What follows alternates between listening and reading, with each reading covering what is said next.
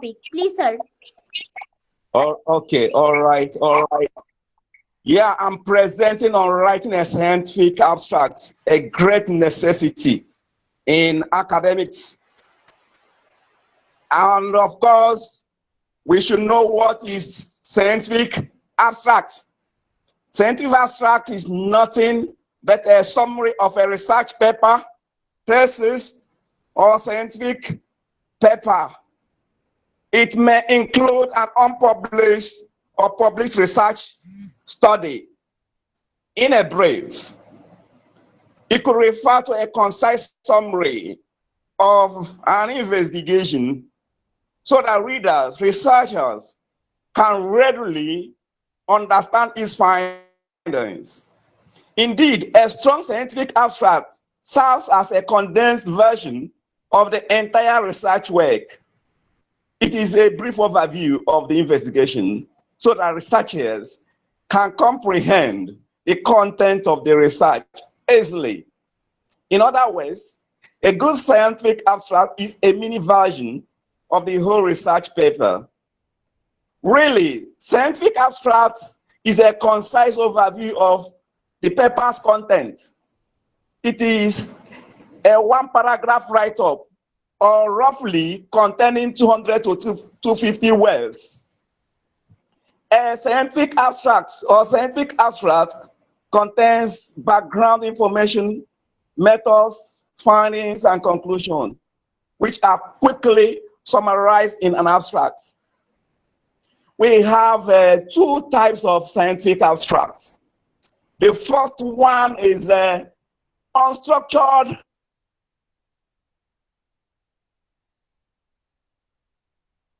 scientific abstracts and structured. The second one is structured scientific abstracts.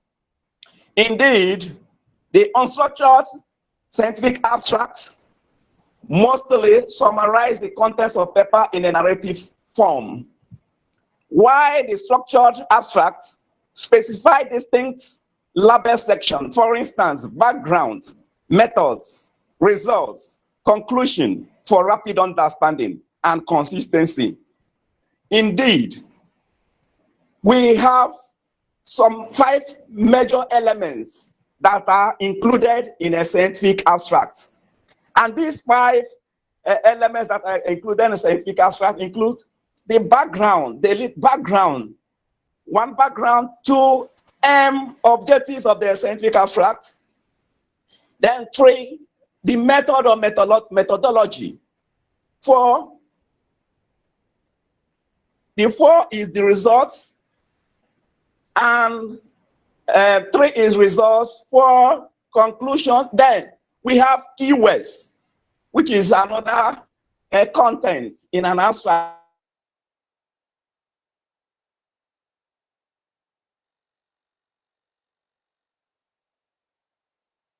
So let us look at them one by one.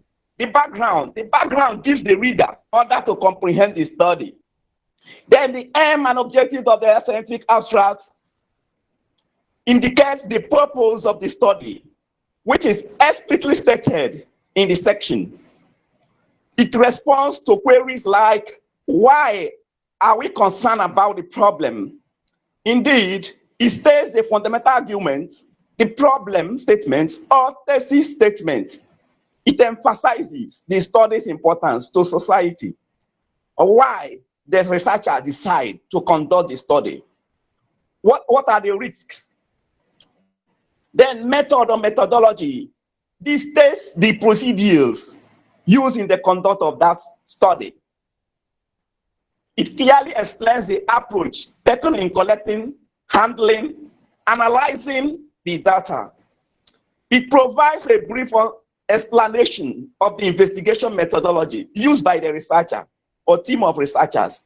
It comprises the quantities of samples, tools, statistical analysis applied to the data in quantitative studies or experiments. The scope of the inquiry is also hinted at this section. The portion of the abstract tells us the perspective adopted by the researcher or researchers. It describes the types of evidence used. The perspective that the researcher or researchers chose is described in this section of the scientific abstracts. The methodology section includes significant idea and pertinent keywords that help it stand out and searchable. Additionally, it describes the subject of the inquiry, which could be an individual or group of individuals. Then we have the results. The result, this portion of the scientific abstract consists of the major findings, which are summarized. It only summarizes the key findings, most crucial. That is the most crucial findings.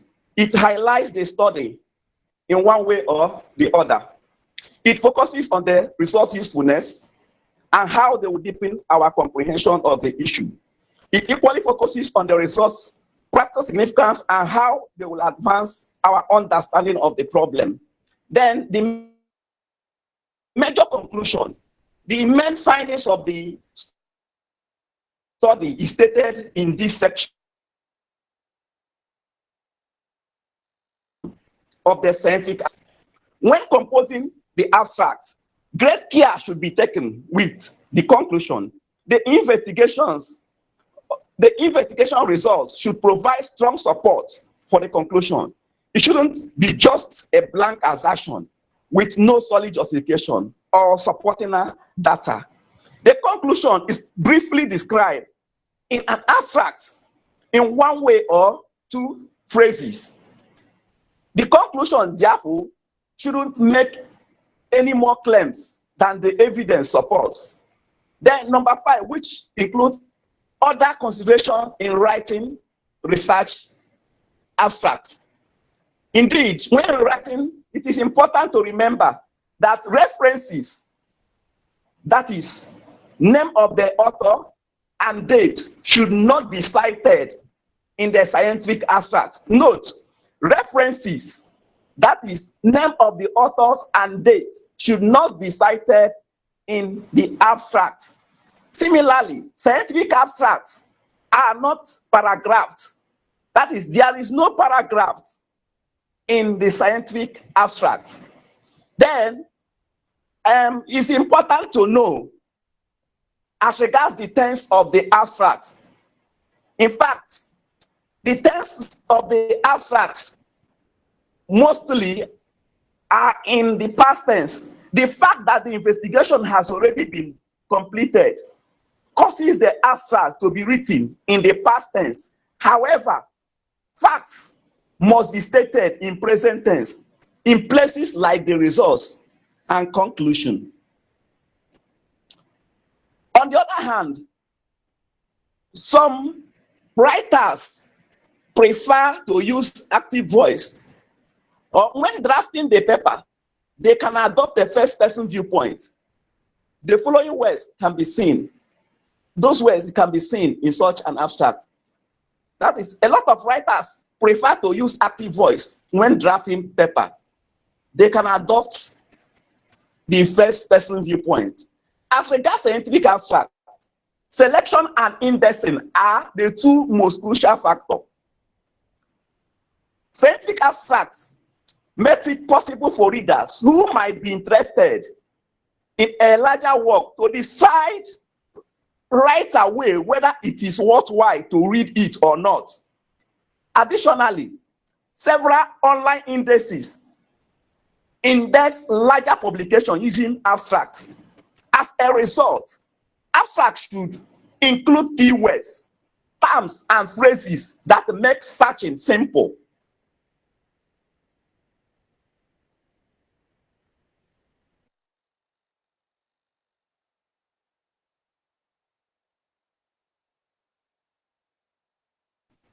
Then it is important to know the relevance of scientific of challenges, challenges of writing scientific abstracts. In fact, decisions about what to publish are frequently based on scientific abstracts. The editor solicits potential reviewers with subject matter with subject matter knowledge when a first submission is submitted for a publication.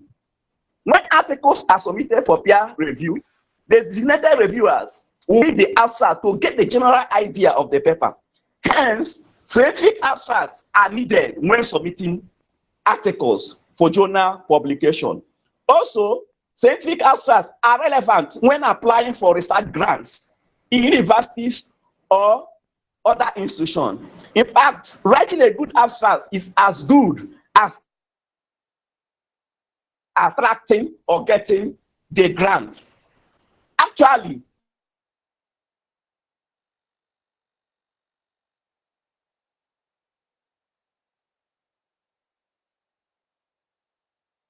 when writing a book, abstracts are important when completing the PhD dissertation or MA thesis, as well as when writing a proposal,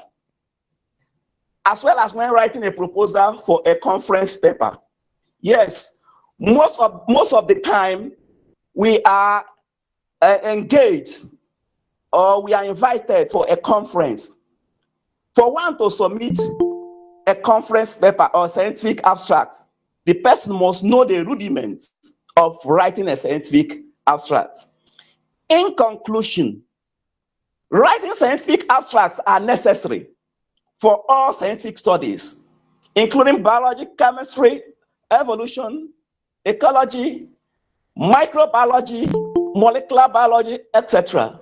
The format of writing scientific abstracts should be in the following order.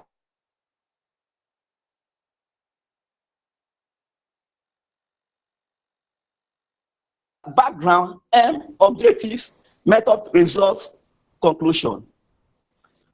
In order, when writing an abstract, the following should be taken note: that in any abstract, it is not paragraphed. 2, there is no reference. It is not referenced.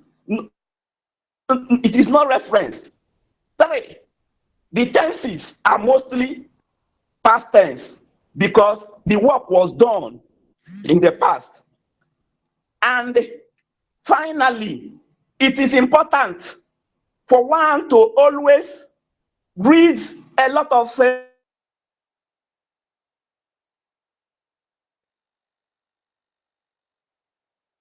scientific abstracts so that it can help and improve the person in his writing. Thank you very much. I am really grateful for including me in this.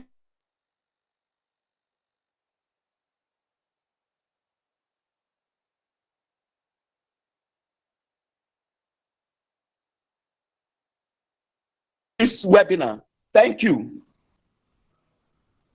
Thank you so much, respected sir, for joining us, for your precious time you have given us. Mashallah, great job, your overall lecture. In fact, your each and every word was very informative, precious and beneficial for our listeners. And you have explained very well, mashallah, about writing a scientific abstract, a great necessity in academic. Thank you so much, Dr. Johan Kennedy Nothen. Thank you so much, sir.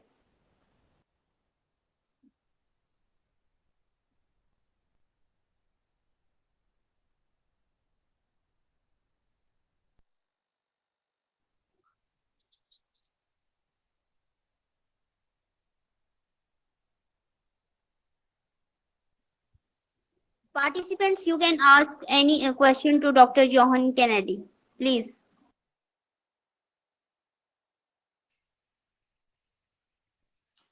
Hello, So people, please, for this your skills of spreading knowledge, making people to know, contributing to the scientific knowledge in the world globally. Please, I'm really grateful for your contribution, for your scientific contribution globally. Thank you, and thank you, and thank you.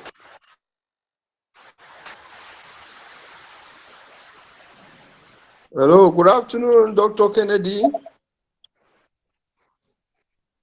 Dr. Good Kennedy. Afternoon.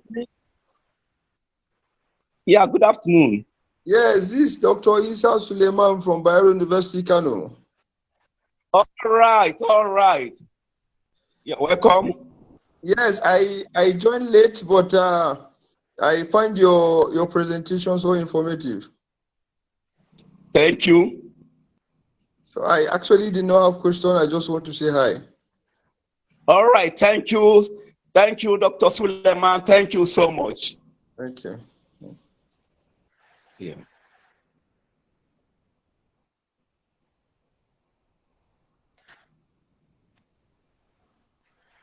Okay, thank you so much, oh respected guest speaker, Dr. Johan Kennedy from Nigeria, and thank you so much, Dr. Fatma Shabir, nutritionist, Agriculture University, Faisalabad, for your informative lecture in today's webinar. Thank you so much. You have explained very well about your important Thank you. topics. And thank you so much, Dr. Muhammad Akram, Chairperson, Department of Eastern Medicine and Surgery, Government College University, Faisalabad, for organizing these informative webinars on daily basis. And thank you so much all participants for joining us. Thank you so much. Allah Hafiz. Thank you. Thank you.